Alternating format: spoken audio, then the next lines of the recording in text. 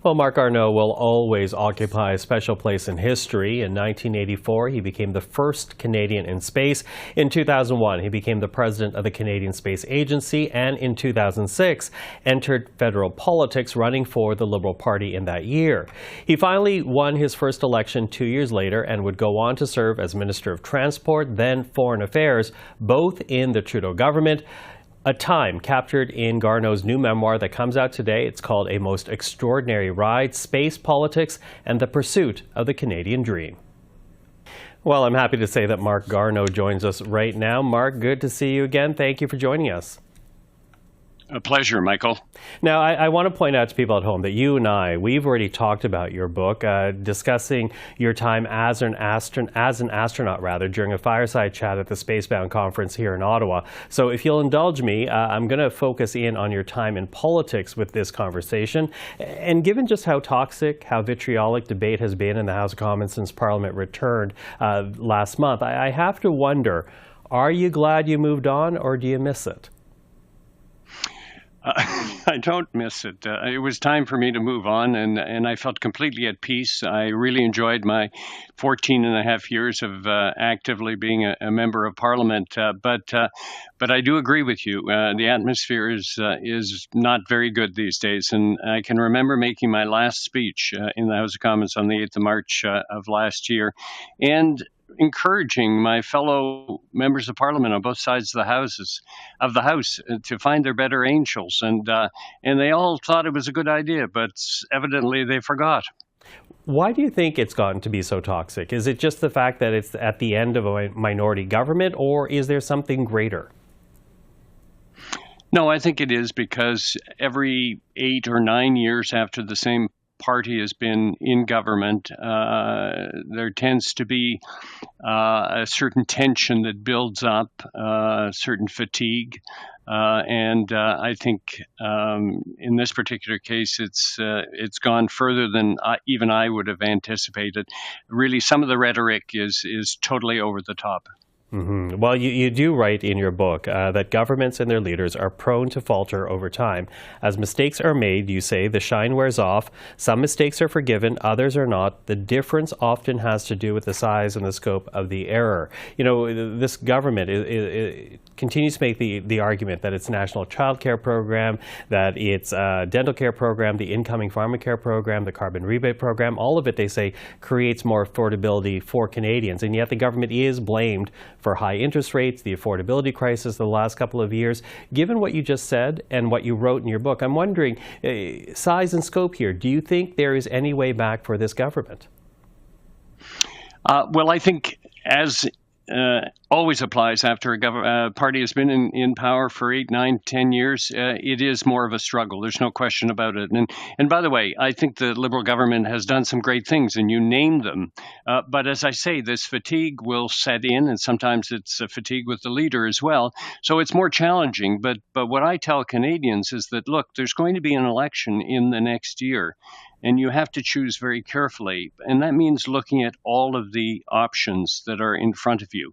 Obviously, the Liberal Party is going to present its pitch when the election comes, and perhaps that will be viewed as the best way to go forward. I would encourage people to ask Mr. Poilievre very critically that okay, he has criticized the current government. He's made it very clear that he's going to chop certain things if he is made the prime minister. But he hasn't offered his alternative solutions to some of the things that he complains about. So I think it is incumbent not only on the media, but also on Canadians themselves to insist that Mr. Poilievre make himself very, very clear and not wait till the last minute during the election campaign. Mm-hmm. Well, that is what you're advising Canadians to do regarding Mr. Poilievre. But I'm wondering about the Prime Minister himself, because I think it would surprise some people to know that in your book you write that even though you served in these two portfolios for the Prime Minister, that you and Justin Trudeau were never truly all that close. So I'm wondering what advice you would give Justin Trudeau right now, having left politics. Well, I think that one of the things that he did say and promise when he was elected in 2015 was that he would make himself more accessible directly to his cabinet, as opposed to having that sort of barrier that can be put in place by the PMO to isolate cabinet ministers, at least some of them, and I'm not the only one, from being able to have more access to the prime minister. I think that kind of a situation existed in some of the previous governments, certainly not under Mr. Harper, but Mr. Mulroney and I think Mr. Chrétien were more accessible. So I think that's very, very important because the prime minister gives the cabinet ministers their mandate letters, and we are responsible to the prime minister. And I think sometimes, I have worried about the fact that when I've conveyed things through the PMO, that I wasn't sure that it got all the way to the prime minister. Mm-hmm. Do you think it's time for a new leader for the party? Do you think that would help the numbers for Liberals? I think that Justin Trudeau is set on being the leader who will fight the next election. So I think it's a question that's really theoretical at this point. I think he's made it very clear, and he's a man of determination. And I got to know him well enough to know that he doesn't like to give in to certain things and wants to rise to the challenge. And he will, I think, be leading his party into the next election. So if it holds true that Trudeau leads the Liberals into a next fight, what do you think would help the party right now policy-wise? Well, I think that it's important for a party to renew itself. That's a constant in politics. It's not unique to this particular period in time. So how the Prime Minister and the current government present themselves to Canadians so that they convince them that it's not just going to continue the same way it is continuing now. I think that is what is required. So there has to be a renewal, a sense of renewal, a sense of putting new policies in place.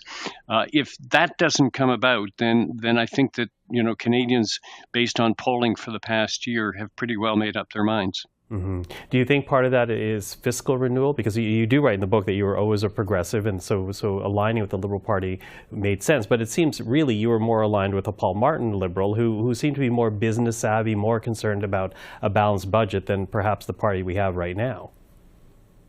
Yeah, I've always been a bit of a blue Liberal. I believe strongly in the social safety net, but I also believe in fiscal responsibility. And when people are at the moment complaining about the fact, and quite rightfully so, that the cost of living is a number one preoccupation, that housing is a preoccupation, but also the fact that that we have to put whatever money the federal government has as at its disposal to spend, that it has to be spent in certain areas.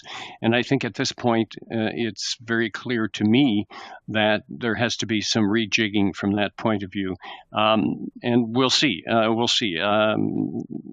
This is something that we won't know until the election comes along. But I think it's very important for Canadians to get a sense that the Liberal Party is also fiscally responsible at a time when people are having challenges from an economic point of view. Well, Marc, I have to say there's so much more that you and I can speak about, but thank you for joining the program today. Again, your memoir is called A Most Extraordinary Ride, Space Politics and the Pursuit of the Canadian Dream. It is out today, and if people want to see our fireside chat on your life in space, you can find it again on our website, cpac.ca. Marc Garneau, thank you for this.